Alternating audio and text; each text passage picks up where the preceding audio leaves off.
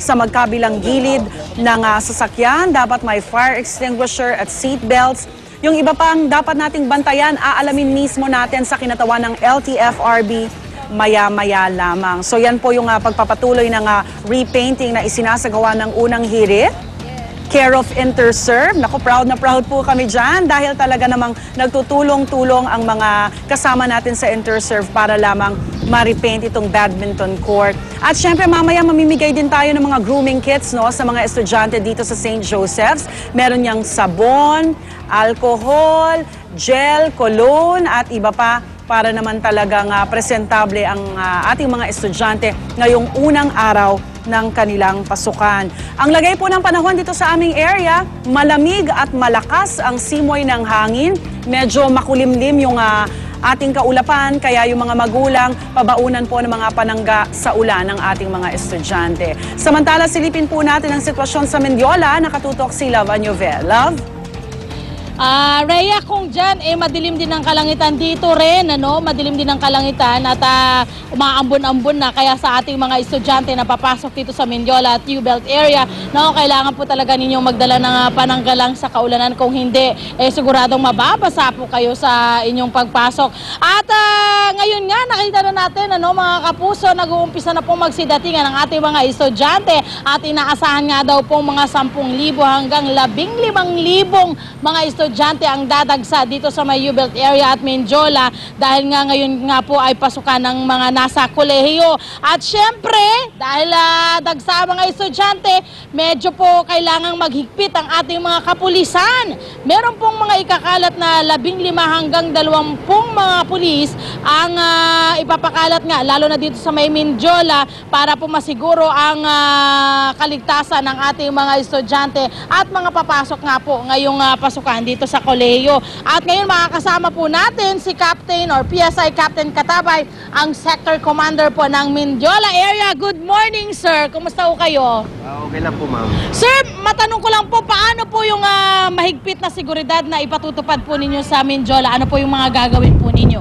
Ay, mahigpit na pinapatupad dito, ma'am, yung tungkol dun sa mga pinagsasabihan, yung mga safety precautions, huwag magdadala yung mga mamahaling bagay, mga relos, mga iPad, mga modilong unit, mga cellphone, natakaw pansin sa mga masasamang loob po dito sa loob ng universidad. Captain Katabay, tanong ko lang, kasi I'm sure matagal na po kayong naka-assign dito sa Mendiola. Ano ba yung mga napapansin yung kadalasang inirereklamo po sa inyo ng mga estudyante, lalo na pagdating po ng pasukan?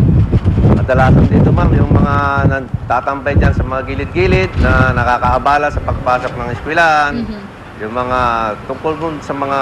Meron bang mga nang-snatch, nang-durukot kaya? Meron ba kayong mga ganong report?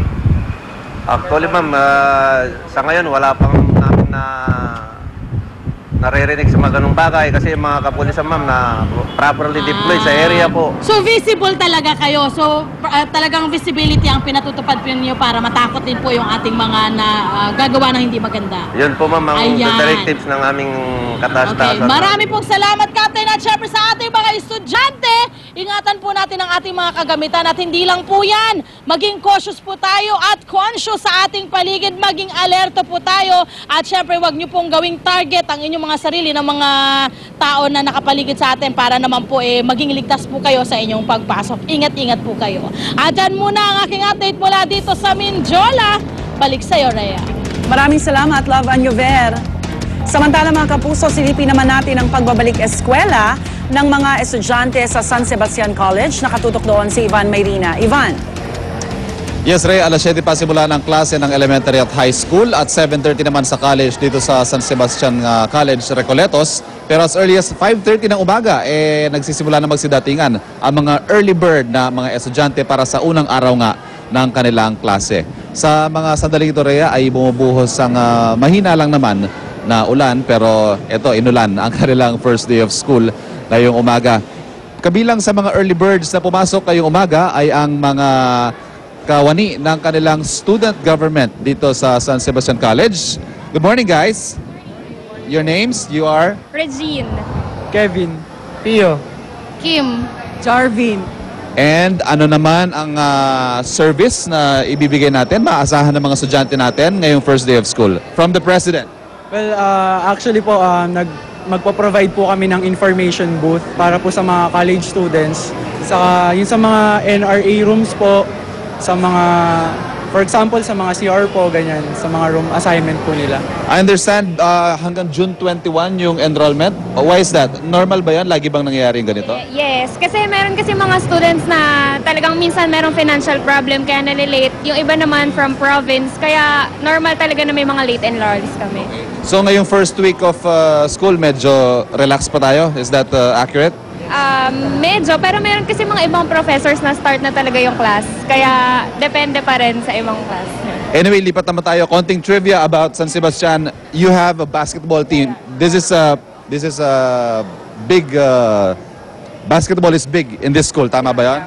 Actually, this is one of the flagship of our school, the basketball, since we are part of the National Collegiate Athletes Association of the Philippines. At champion sila noong 2009. Yeah, 5 feet, yeah. 5 feet. Wow, hindi biro yun ha. Anyway, bakit Stags ang tawag sa team ninyo? It stands for bravery and courageousness, yan. So, meron din yung mga students na tinatawag na wisdom. So, it stands for intelligence ng mga estudyante ng San Sebastian. Okay, ngayon may inaasahan tayong papasok na bagyo, ano? On the first week of school. Binabaha ba dito sa San Sebastian? Pagka sobrang bagyo lang po talaga, pero hindi naman sa binabaha. How about yung peace and order dito sa paligid ng school natin? Okay na okay po, sir. Good naman po. Hindi naman po yung masyadong maraming So I guess we're all ready. Sige, good luck and I hope you have a good school year ahead. Samantala mamaya po sisilipin natin ang isa sa mga pinakasikat nilang programa dito, yung Hotel, Restaurant and Resort Management, at sisilipin din natin ang kanilang kantin dahil sa laki ng school na ito ay isa lamang kanilang kantin. We will see how they manage. At tayo magbabalik mula dito sa San Sebastian College, Recoletos. Samantala, balik muna sa iyo, Rhea. Alright, maraming salamat, Ivan Mayrina. Samantala mga kapuso, kamustahin naman natin ang Cebu City. Nasa University of San Jose Recoletos, si Alan Domingo ng GMA Cebu. Alan. Yes, Ria, kagaya dyan sa Maynila, umaambon rin dito sa Cebu City. So para sa mga estudyante dyan sa Cebu, kailangan magdala ng payong para naman mayroong panagga sa ulan. Sa mga oras din ito, Ria, unti-unti na dumadating ang mga mag-aaral at guro dito sa University of San Jose Recoletos. Ang USJR ay isa sa malalaking private universities dito sa Cebu City. Tinatayang aabot sa 15,000 ang populasyon sa paaralan mula preschool hanggang college. Ang college level naman, Ria, ay nag-umpisa na ang kanilang klase noong nakaraang linggo pa kasabay sa pagbukas ng klase sa mga public schools. May mahigpit na panuntunan din ang paaralan na kailangang sundin ng mga mag-aaral. Pinaka-basic nito ang prescribed haircut para sa mga lalaki at uniforme naman both male and female students. Samantala, katulad ng pagbukas ng klase sa mga public schools noong nakaraang linggo, ganito din kahigpit ang ipinapatupad ng Cebu City Police Office na seguridad sa mga private schools. Katunayan, may mga PNP personnel na ikinakalat sa iba't ibang mga private schools para masiguro ang kaligtasan ng mga mag-aaral.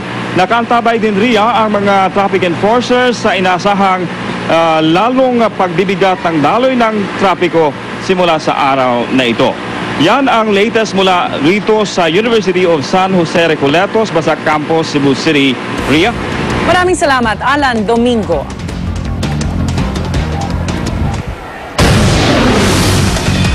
Nevada State Athletic Commission ipapa-review ang resulta ng laban ni Pacquiao at Bradley.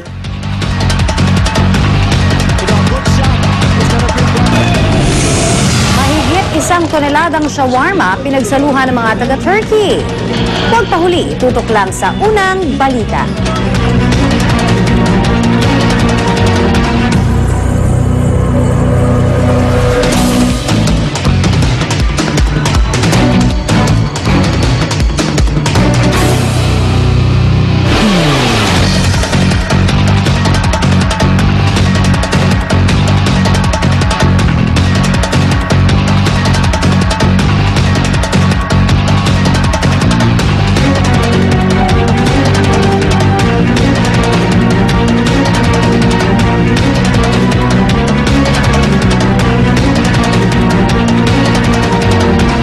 Tamang Puti Showdown. Winnie Porter para sa tamang asim. James ang Haspa para sa asim na may sipa.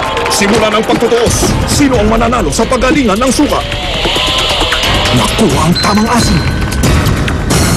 Kitang-kita ang sipa. Mukhang pikit ang laban. Ano kaya ang hatol?